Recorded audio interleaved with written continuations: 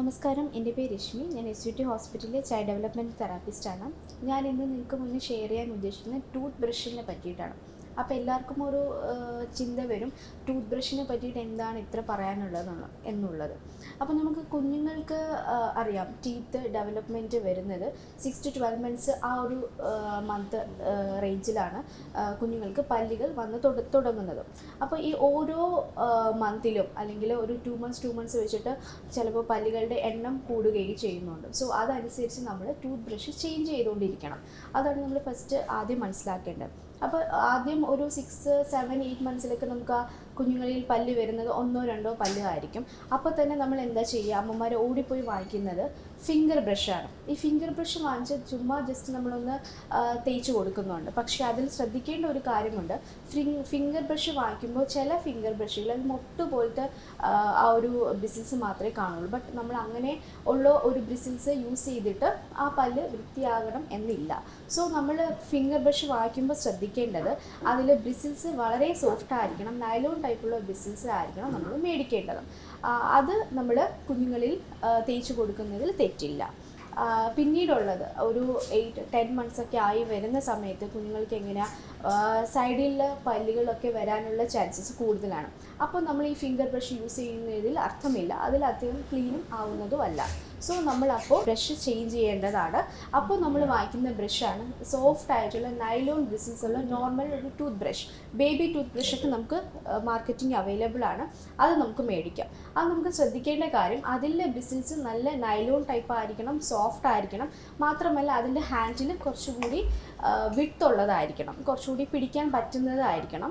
ആദ്യമൊക്കെ നമുക്ക് കുഞ്ഞുങ്ങളിൽ വെറുതെ കൊടുക്കാം, കുഞ്ഞുങ്ങൾ അത് നല്ല രീതിയിൽ അത് തേക്കണമെന്നില്ല. പക്ഷേ അവരിൽ നമ്മളത് ശീലിപ്പിക്കുക എന്നുള്ളതാണ് ഫസ്റ്റ് ഓഫ് ഓൾ നമ്മൾ മനസ്സിലാക്കേണ്ടത്. അത് കഴിഞ്ഞിട്ട് നമുക്ക് കുഞ്ഞുങ്ങളിൽ നമ്മൾ തന്നെ ഒരു അറ്റംപ്റ്റ് എടുത്ത് 1-2 വട്ടം നമുക്ക് ബ്രഷ് ചെയ്ത് കൊടുക്കുന്നതിലും തെറ്റില്ല. ഒരു കാര്യം പ്രത്യേകം ശ്രദ്ധിക്കാൻ, നമ്മൾ ഒരു കാരണവശാലും കുഞ്ഞുങ്ങളെ ഫോഴ്സ് ചെയ്യരുത്. അവർക്ക് പെയിൻഫുൾ എന്നുള്ളൊരു ആ ഒരു മൊമെൻറ്റ് അവർക്ക് കിട്ടിക്കഴിഞ്ഞാൽ പിന്നെ ബ്രഷിങ് എന്നതിലേക്ക് പോകാനുള്ള ചാൻസസും കുറവായിരിക്കും. കരച്ചിലായിരിക്കും, വാ കഴുകാൻ കരച്ചിലായിരിക്കും. അപ്പോൾ അതുകൊണ്ട് നമ്മൾ ഒരു കാരണവശാലും കുഞ്ഞുങ്ങളെ ഫോഴ്സ് ചെയ്യാൻ പാടില്ല. അവർ ഓട്ടോമാറ്റിക്കലി കളിയുടെ രൂപത്തിൽ തന്നെ തേക്കുന്നുണ്ട്, ആ രീതിയിൽ നമ്മൾ അവരെ പഠിപ്പിച്ച് വരേണ്ടതാണ്. അത് കഴിഞ്ഞ് കുറേ കഴിയുമ്പോൾ നമുക്ക് എന്താ സംഭവിക്കുന്നത്, കുഞ്ഞുങ്ങളുടെ വായിൽ കുറേ കൂടി പല്ലുകൾ, അണപ്പല്ലും ഒക്കെ വരാനുള്ള ചാൻസസ് ഉണ്ട്. അപ്പോൾ ആ ടൈമിൽ നമ്മൾ യൂസ് ചെയ്യേണ്ടത് 3 sided ബ്രഷസ് ആണ്. അതിൽ 3 സൈഡിലും ബ്രഷ് വരുന്ന ടൂത്ത് ബ്രഷ് നമുക്ക് മാർക്കറ്റിംഗ് അവൈലബിൾ ആണ്.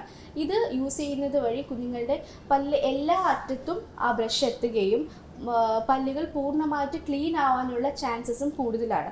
അപ്പോൾ നമ്മൾ ഈ ഓരോ ടൈം പീരീഡ് അനുസരിച്ച് നമ്മൾ കുഞ്ഞുങ്ങളുടെ ടൂത്ത് ബ്രഷ് നമ്മൾ ചേഞ്ച് ചെയ്തുകൊണ്ടിരിക്കണം. അത് നമ്മൾ ഓർക്കേണ്ട വളരെയധികം അത്യാവശ്യമായുള്ള കാര്യമാണ്.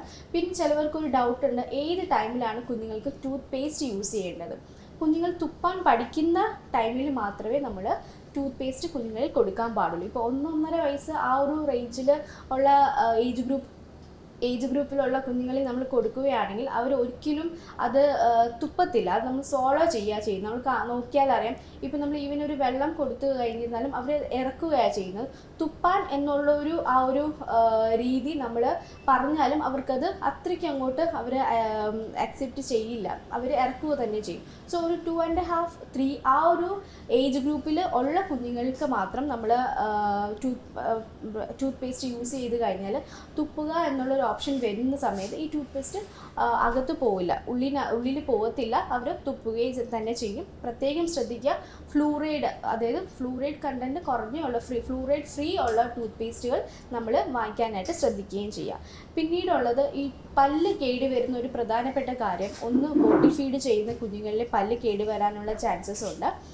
മാത്രമല്ല കിടന്ന് പാല് കുടിക്കുന്ന കുഞ്ഞുങ്ങളിലും പല്ല് ഡീക്കേ വരാനുള്ള ചാൻസസ് ഉണ്ട്.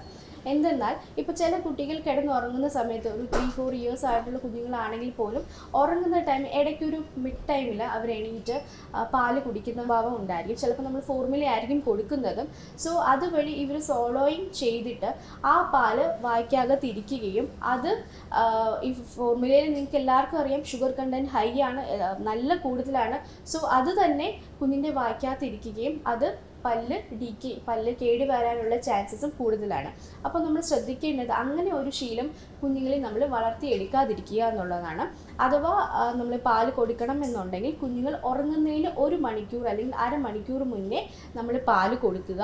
അതിനുശേഷം വായി നന്നായിട്ട് ക്ലീനപ്പ് ചെയ്ത് കഴുകി വൃത്തിയായി ഒന്നും കൂടെ ബ്രഷ് ചെയ്യിപ്പിച്ചിട്ട് നമ്മൾ കിടത്തുക. ഈ ഒരു ശീലം നമ്മൾ ഒരു ഡേ റൊട്ടീനിൽ നമ്മളത് കൊണ്ടുവരികയും ചെയ്യേണ്ടത് വളരെ അത്യാവശ്യമാണ്. നമ്മൾ ചെയ്യുന്ന ഓരോ കാര്യങ്ങളും, നമ്മൾ ചെയ്യുന്ന ഓരോ ഹാബിറ്റും കുഞ്ഞുങ്ങളെ ശീലിപ്പിക്കുക എന്നുള്ളതാണ് വേറൊരു രീതി. കാരണം നമ്മൾ പറഞ്ഞു കൊടുക്കുന്നതാണ് ആ കുട്ടികൾ മനസ്സിലാക്കി കൊണ്ടുവരുന്നതും പ്രവർത്തിക്കുന്നതും. സോ നമ്മൾ എന്താണ് പോസിറ്റീവ് ചെയ്യുന്നത് ആ ഒരു രീതിയിലായിരിക്കും അവർ വളർന്നു വരുന്നതും. ഇപ്പം മോർണിംഗും നൈറ്റും ബ്രഷ് ചെയ്യിക്കുന്നത് എല്ലായിടത്തും അത് എല്ലാ വീടുകളിലും അങ്ങനെ ചെയ്യണം എന്നില്ല. സോ നമ്മുടെ ഒരു റൊട്ടീൻ അത് ആക്കി കഴിഞ്ഞാൽ കുഞ്ഞുങ്ങൾ ആ രീതിയിൽ പഠിക്കുകയും നമ്മുടെ കുഞ്ഞുങ്ങളുടെ പല്ലുകൾ വളരെ നന്നായിട്ട് സൂക്ഷിക്കാനും പറ്റുന്നതാണ്. ഓവറായിട്ട് നമ്മൾ ചോക്ലേറ്റ്സ്, അതുപോലെ തന്നെ സ്വീറ്റ് ഐറ്റംസ്, ഷുഗർ കണ്ടൻറ്റ് കൂടുതലുള്ള ഐറ്റംസ് ഒന്നും കിടക്കുന്നതിന് മുന്നേ കൊടുത്തതിന് ശേഷം കിടത്തരുത് മീൻസ് വായി കഴുകിക്കാണ്ട് കിടത്തുന്നത് പല്ലുകളിൽ കേടുവരാനുള്ള ചാൻസസ് കൂടുതലാണ്. സോ ഇത്രയും കാര്യങ്ങൾ പറഞ്ഞത് മനസ്സിലായിക്കാണെന്ന് വിശ്വസിക്കുന്നു. Thank you.